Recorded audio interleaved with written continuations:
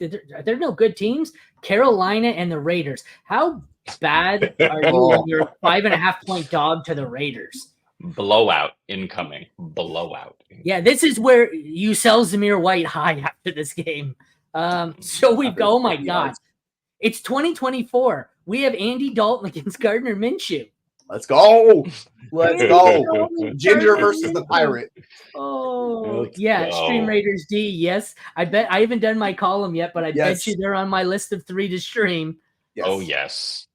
Dalton will raise the floor. Get them right now. So we're not talking quarterback here because you're not playing either quarterback. Hopefully you're not playing either running backs because it's Chubbard and Sanders, Zamir White and Madison. You know who my most started player in this backfields are? Raheem Blackshear, because I looked and I have 7 leagues that count punt return yards, and he's like 40 points a game in those. But in normal leagues, I'm not touching him. Who do you want to start here? If you had to start one, it's got to be Zamir White, he said confidently. I don't know. Who is it? It's got to be. Gun to your head. You choose the bullet? Man. It's rough. Like, yes, but like, Hubbard yes to the bullet, right? Take the bullet. I mean, the answer is none of the above. Like, for real. Like, no, you can't do that. You can't do that. Stop cheating. Well. Listen. Here's the better question. Are you comfortable starting someone like Deontay Johnson with, and flexing him over like a Zamir White with Andy Dalton now in the starting seat in Carolina? I will flex Calvin Ridley over these 4 with confidence. Yes. That tells you it. Sure. That tells you how low I am here. I would play Pickens over those guys as well too. Yeah. But okay, so Deontay's an interesting question because Deontay looks like shit. But with the red rocket or red rifle, what is it? Red rifle? I don't know what the fuck his name is. Red rifle's back, baby, in town. You could fire up Deontay because you know what Andy Dalton does. He gives you capable offensive production. He'll boost this offense. It'll be a little bit better. It's still gonna be a disaster. But like Deontay has a ridiculous target share and usage. The offense sucks. I'm not trading for McBride. He has Tyler. Like McBride's my tight end 1 this year, so I'm keeping McBride. But yes, everyone else. Yeah, agreed. I would trade Laporta for Bowers for certain. I think it's you a plus one. I don't hate trading McBride for Bowers. I think it's fine. Define buying. No. Define buying. What's the cost? Is the cost Miles Sanders? Sure. Okay. Yes. Then yes. But like, what's the upside buying Bryce Young? Like, what's the upside? Does he get the job back? Is he get a starter somewhere else? Like, no.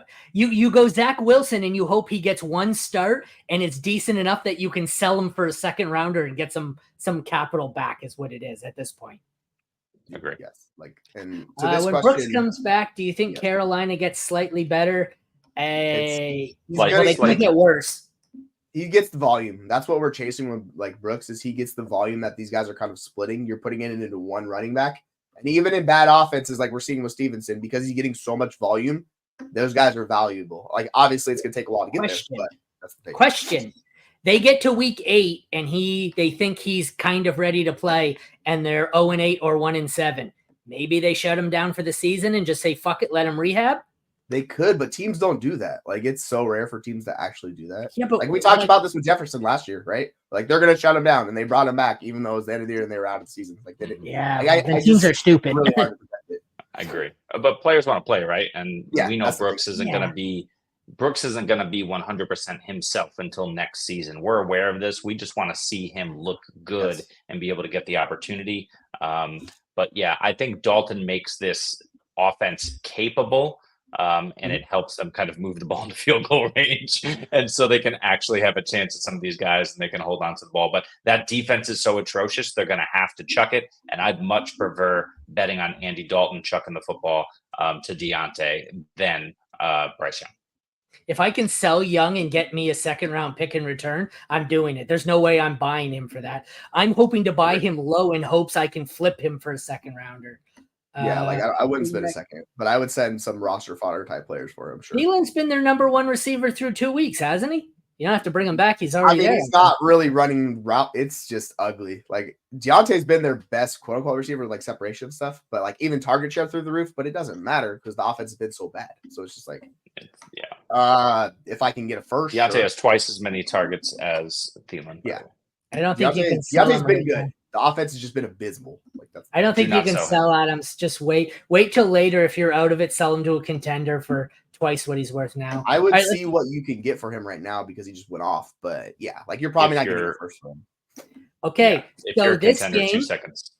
You're starting out of all these players. We're in single QB here. You're firing up Adams as a 1 or a 2. You're starting Bowers as a top 2 or 3. You're not starting anyone else unless you absolutely have to break glass in case of emergency, basically, or Deontay, if you have to. Yeah, I'll flex Deontay. If you have to. By the way, I have Chubb 2 spots above Zamir White, so suck it, Zamir. You're staying on my bench, buddy. I'm not playing you. So he's probably going to get 20 points. He's probably going to get 20 points this week. That's how it's going to go. Feels like a trap. Reminds me of Jigsaw. He set an NFL record, and that's something most people don't. The record, most passing attempts without hitting 100 yards. That's impressive. Trade away Barkley for those 3. I guess if you need the depth, but you're giving away one player who's probably worth the other 3 himself. Yeah, like it's Barkley's good, man. The weird thing is if you're decimated by injury and these 3 are going to go in your lineup, you can make the deal. Otherwise, I'm keeping Barkley. Well, yeah, Devonta Smith is going to be really good. Like Barkley's last in the running backs and missed tackles force. Like it's a little concerning. Like he's not been the best running back, but he's just balling out because of his usage. Yeah.